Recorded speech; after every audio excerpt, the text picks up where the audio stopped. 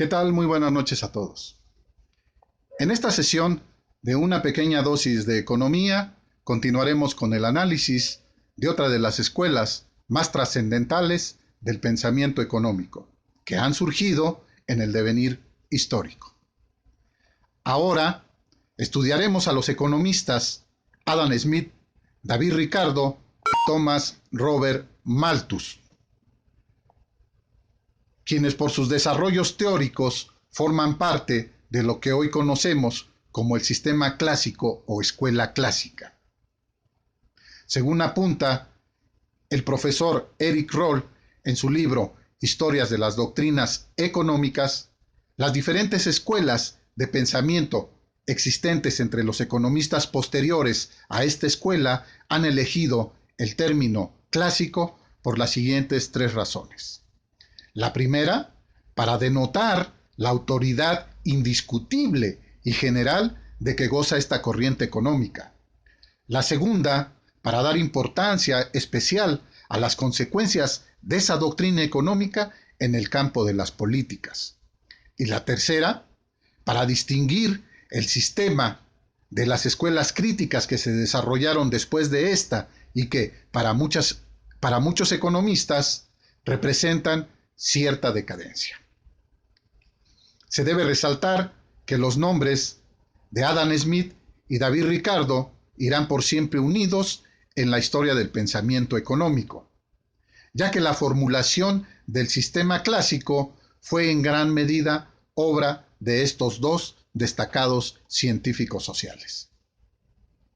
Sin embargo, es extraño considerar a Smith y Ricardo como cofundadores de la escuela clásica, ya que cuando Smith publicó su principal obra económica, Ricardo era un niño de apenas 4 años.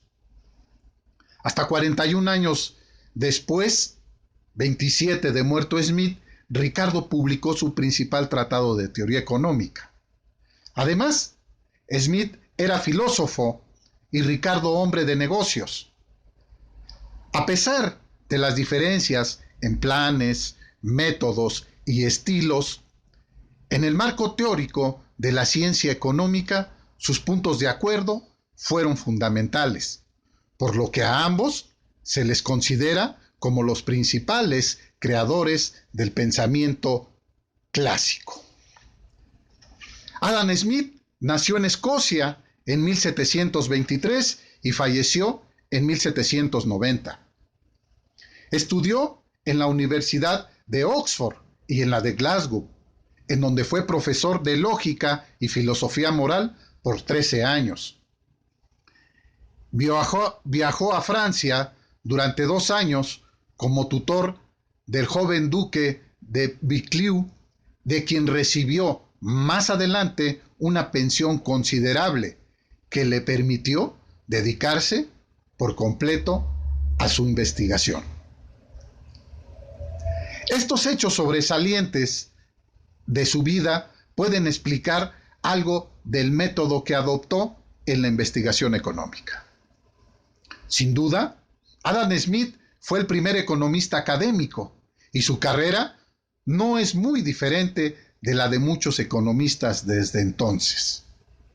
En 1759 publicó su obra Teoría de los Sentimientos Morales, en donde aborda los problemas de la conducta humana. Según Smith, la conducta humana es movida naturalmente por 6 motivaciones: el egoísmo, la conmiseración, el deseo de ser libre, el sentido de la propiedad, el hábito del trabajo y la tendencia a trocar, permutar o cambiar una cosa por otra. Dados estos resortes de la conducta, cada hombre es por naturaleza el mejor juez de su propio interés y debe, por lo tanto, dejársele en libertad de satisfacerlo a su manera. Si se le deja en libertad, no solo conseguirá su propio provecho, sino que también impulsará el bien común, por medio de lo que Smith denominó la mano invisible. La consecuencia de esta creencia es el orden natural en que pocas veces puede ser el gobierno más eficaz que cuando es negativo. Por lo tanto, su intervención en los negocios humanos, por lo general, es dañina. Cuando Smith aplica estas reglas de orden natural a las materias económicas, se convierte en un recio adversario de la intervención general del Estado en los negocios ordinarios de la industria y el comercio. Por lo que se considera a Smith como el fundador del liberalismo económico, en donde el Estado no debe tener ninguna injerencia en la economía. En 1776 aparece la obra cumbre de Adam Smith, una investigación sobre la naturaleza y causas de la riqueza de sus naciones, o sencillamente la riqueza de las naciones, el cual es considerado como el primer libro moderno de economía. En este libro, Smith establece que la riqueza de una nación depende de dos condiciones. Primera, el grado de productividad del trabajo al cual se debe. Y segunda, la cantidad de trabajo útil, es decir, trabajo productor de riqueza que se emplee. El examen del primero de estos factores conduce a Smith a estudiar la división del trabajo, el cambio, el dinero y la distribución, en el libro 1 de la riqueza de las naciones. El segundo implica el análisis del capital, el que aborda en el libro 2. Los libros 3 y 4 contienen una relación histórica del progreso de la riqueza, de las diferentes políticas económicas y la crítica al mercantilismo y a la fisiocracia. El libro 5 trata de las finanzas públicas y en él expone ideas sobre las partidas de gastos públicos que considera legítimas de acuerdo con su opinión general de las funciones del gobierno. Por otro lado, otro de los grandes exponentes de la escuela clásica fue David Ricardo, quien nació en Inglaterra en 1772 y falleció en 1823. Fue agente de bolsa, terrateniente y miembro de la Cámara de los Comunes o Parlamento inglés. Ricardo, sin educación académica, era un científico en sentido más estricto. Escribía para sus colegas los economistas y su mayor influencia la ejerció sobre ellos y mostró una mayor penetración en el funcionamiento del sistema económico.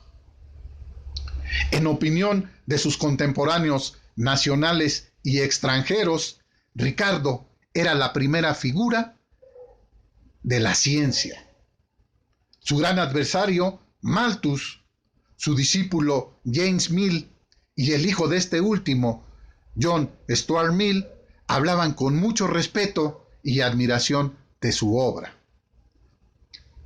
Ricardo se interesó por los problemas que había planteado Smith sin lograr resolverlos. Quería descubrir las relaciones existentes entre las diferentes clases de la sociedad y la dinámica del sistema económico. Encontró la clave en el fenómeno más sorprendente del sistema económico, el valor en cambio.